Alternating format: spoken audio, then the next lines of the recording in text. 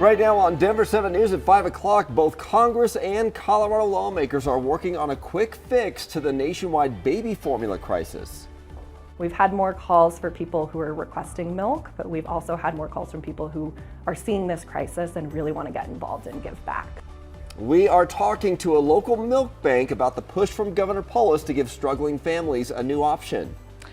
Plus, new lawsuits this morning against the Denver Police Department. We're breaking down the latest claims over how officers handled protesters. And the Avs open their series against the St. Louis Blues in exciting fashion with a thrilling overtime win at Ball Arena.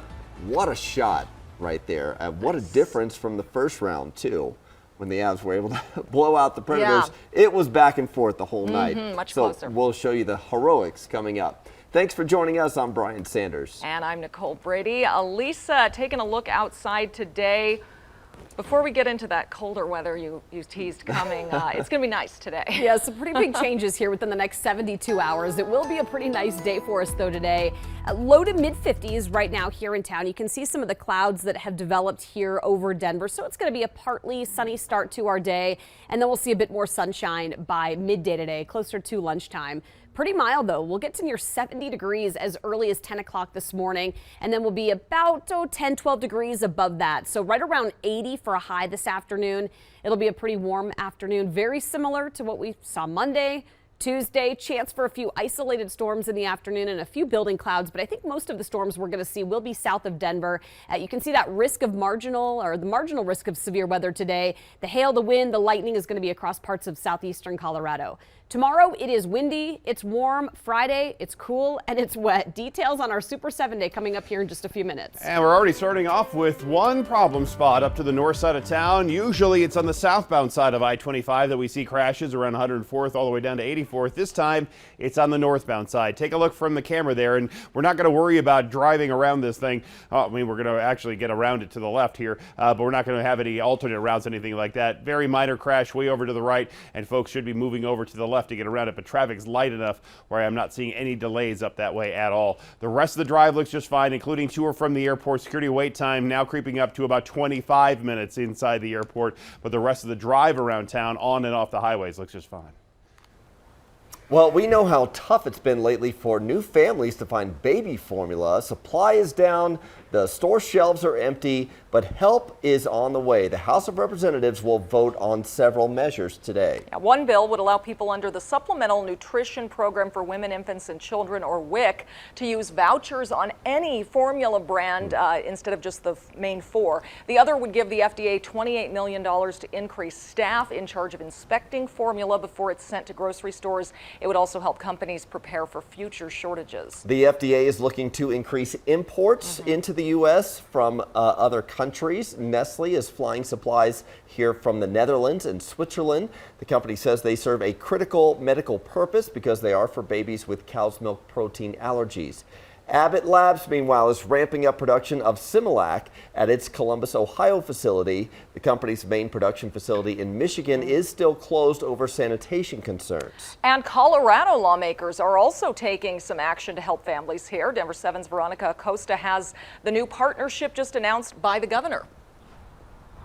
So many parents are probably waking up this morning, heading back out to the grocery store looking for that baby formula. This is, of course, after weeks of it being scarce. Abbott, a company that makes baby formula, it's been approved by the FDA to go ahead and start up that reproduction one more time. Despite that, it's going to be upwards of at least 8 weeks until we see those shelves restocked, and that is exactly why Colorado Governor Jared Polis is encouraging some of these milk donations through this nonprofit. So let's run you through what exactly that partnership is and what it means this morning. We know the state, along with Mother's Milk Bank, they're calling for donations of either breast milk or financial donations that really could help some families offset those costs. This is also an effort to highlight options that exist for parents out there who need to get milk to their babies, especially right now. Not every parent is able to breastfeed. Not every family has direct access to milk themselves. So, whether they're going to formula or to donor human milk, either way, they're just trying to find a way to feed their baby. However, the cost is something the partnership between the state and Mother's Milk Bank doesn't really address. Typically, an ounce of donated milk can cost parents between $3 and $5. If the average infant drinks about 25 ounces a day, that can cost families more than $500 a week. So if you're out there this morning and you're interested in donating some of that breast milk, there are a few options for you. You can go to rmchildren.org. You can fill out a form and then try to submit a donation that way. And of course, those financial donations, those are always accepted as well. We're in Denver this morning. I'm Veronica Acosta, Denver 7. Thank you, Veronica. President Biden labeled the Buffalo supermarket shooting domestic terrorism. While speaking in Buffalo yesterday, he called on Americans to reject white supremacy. The Department of Justice is investigating the Saturday shooting in a predominantly black neighborhood as a hate crime. Documents show the suspect planned the attack at least 2 months prior.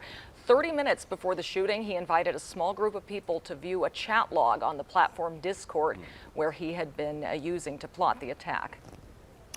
A man who shot 2 people while aiming at a Jeep that was driving through a crowd of protesters has been sentenced to 120 days in jail, followed by 5 years probation.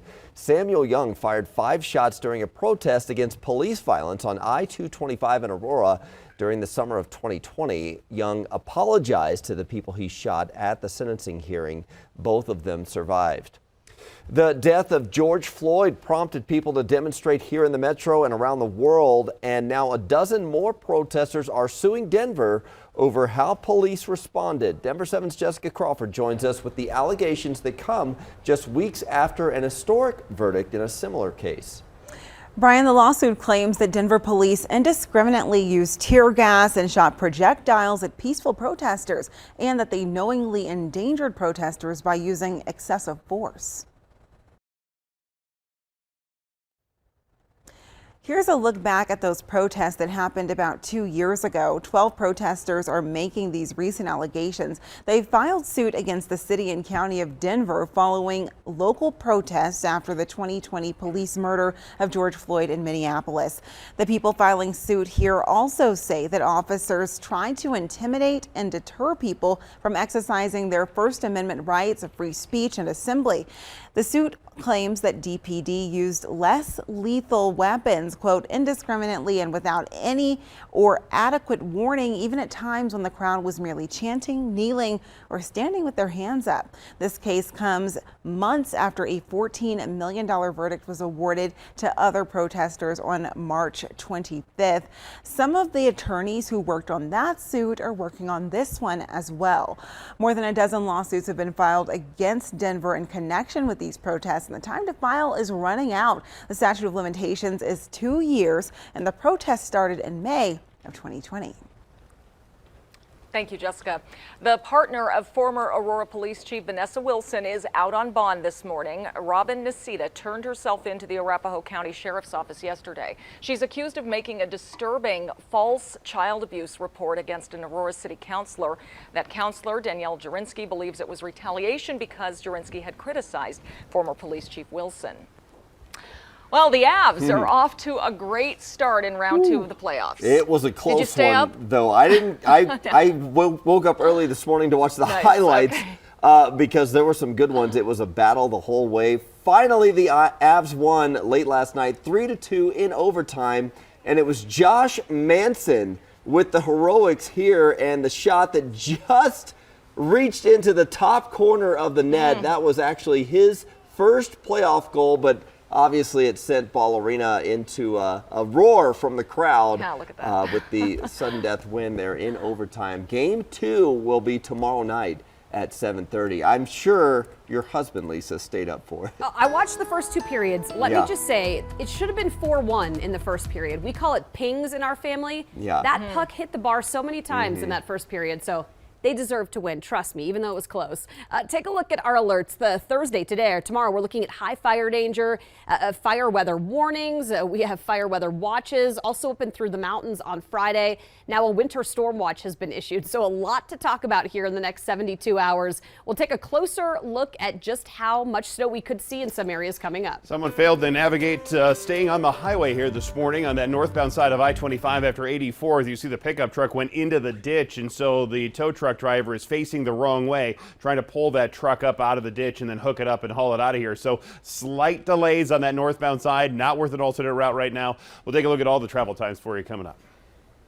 The Frontier Spirit Airlines merger is getting some new support, the major union backing the potential deal. And it is now official, 2 Aurora elementary schools will close despite pleas from parents. We're looking at the next steps.